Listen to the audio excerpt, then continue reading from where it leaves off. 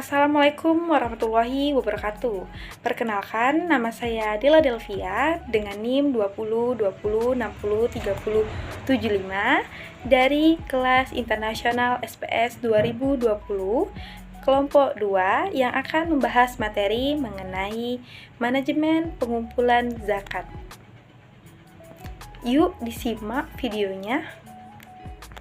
Pengertian manajemen pengumpulan zakat merupakan suatu kegiatan yang dilakukan Badan Amil Zakat untuk mengkoordinasi, mengelola, dan mengawasi usaha-usaha individu untuk dapat mencapai tujuan bersama, sedangkan pemerintah tidak melakukan pengumpulan zakat, melainkan hanya berfungsi sebagai koordinator, motivator, regulator, dan fasilitator dalam pengelolaan zakat.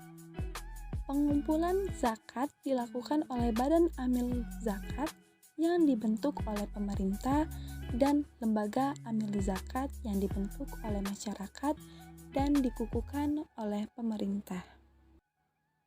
Pada kegiatan pengumpulan zakat, para muzaki atau orang yang wajib berzakat dapat menyetorkan zakat, infak, dan sodakohnya kepada Badan Amil Zakat, BAZ, dan lembaga amil zakat, LAZ, melalui 3 metode berikut.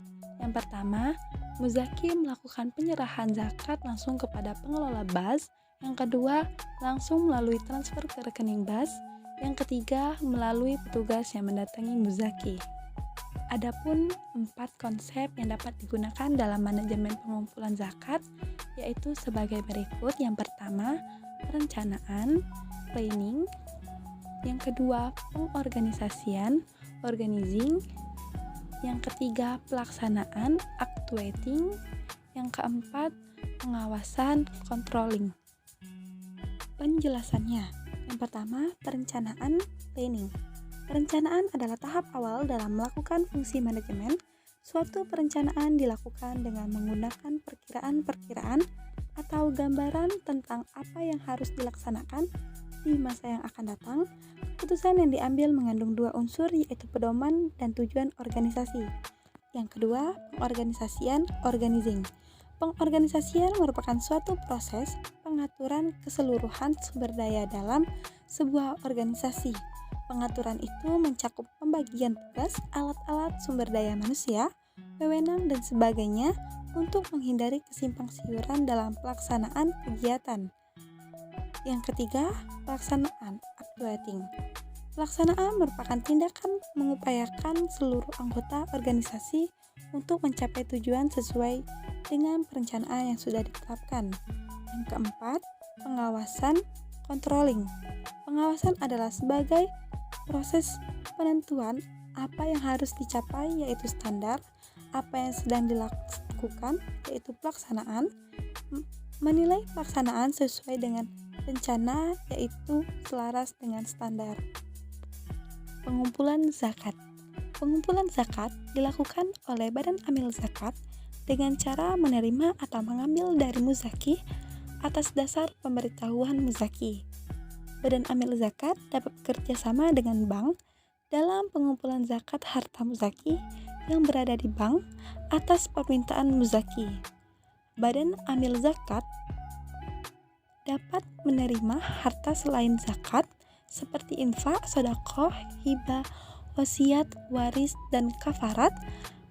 Ada 3 strategi dalam pengumpulan zakat yaitu yang pertama, pembentukan unit pengumpulan zakat.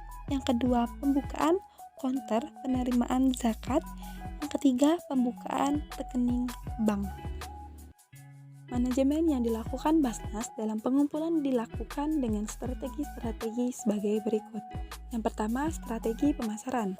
Tujuannya adalah untuk memberikan informasi dan mengajak masyarakat agar masyarakat mau berzakat dan beramal. Salah satu media pemasaran yang dilakukan adalah melalui periklanan seperti brosur, koran, majalah, dan media cetak maupun elektronik lainnya. Yang kedua, strategi penghimpunan dana, fundraising. Beberapa contoh yang strategi penghimpunan dana zakat yang dilakukan adalah sebagai berikut. Pertama, zakat melalui sistem pengajian. Kedua, zakat via e-card, ketiga, zakat via pembayaran daring, keempat, zakat via layanan perbankan syariah, dan yang kelima, zakat via konter. Selanjutnya, yang ketiga, strategi penyaluran dan penggunaan dana zakat. Tujuan dari pendistribusian dana zakat adalah peningkatan kesejahteraan masyarakat secara adil dan merata, khususnya dalam aspek ekonomi, sehingga dapat memperkecil kelompok masyarakat yang kurang mampu, yang pada akhirnya akan meningkatkan jumlah kelompok muzaki dan menurunkan jumlah mustahik. Baiklah, itu saja yang dapat saya sampaikan. Lebih dan kurang saya mohon maaf. Saya akhiri. Wassalamualaikum warahmatullahi wabarakatuh. See you next time.